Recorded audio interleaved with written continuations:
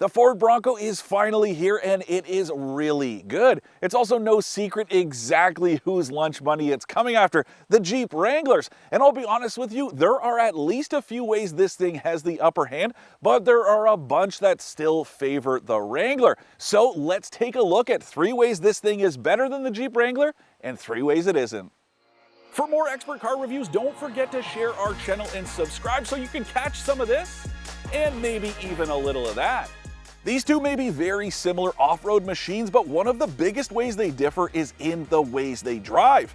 Even the most die-hard Jeep loyalists are going to notice how much better the Bronco is to drive on the road, and let's be real, that's where you're going to be spending most of your time anyway. Since the Bronco uses an independent front suspension instead of a solid axle, it doesn't wander the way the Wrangler does. It just tracks true without the need to constantly tug at the wheel. As a big guy, one of my issues with the Wrangler has always been how cramped I feel inside.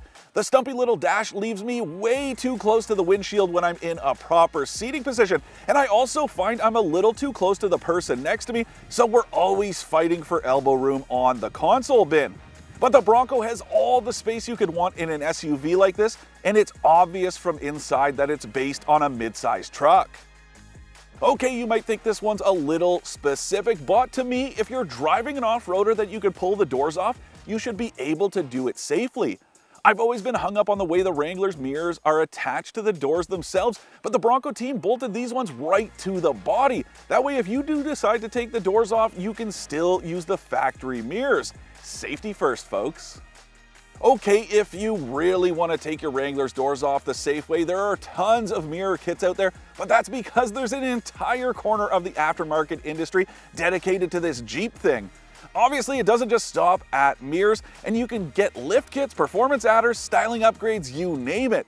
Who knows, maybe the Bronco will get there eventually, but for now, if you want to make your off-roader your own, the Wrangler's the way to go. Make no mistake, the 2 turbocharged engines to choose from in the Bronco have more than enough output to work with, but it's the Wrangler's sheer variety that gives it the upper hand. Of course, there's the classic Pentastar V6 that you can get with either manual or automatic transmissions, but there's also a diesel option, a turbocharged 4-cylinder, and a plug-in hybrid. There's no reason to doubt the capability of the Ford Bronco, and it has all the right stuff to make quick work of some pretty challenging obstacles. Don't believe me? Then go watch my review where I spent some time with my friends from the Central Ontario Off-Road Jeep Club out on the trail.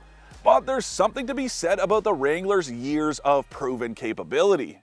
To be the best, you've got to beat the best, or so the saying goes. And you know, it's a little unrealistic to expect this thing to dethrone the Wrangler completely, but it is pretty good, and it creates some healthy competition in this segment, and I think all of us can welcome that. You know, AutoTrader.ca also has full off-road reviews of both the Bronco and the Wrangler, so don't forget to check those out and hit that subscribe button below.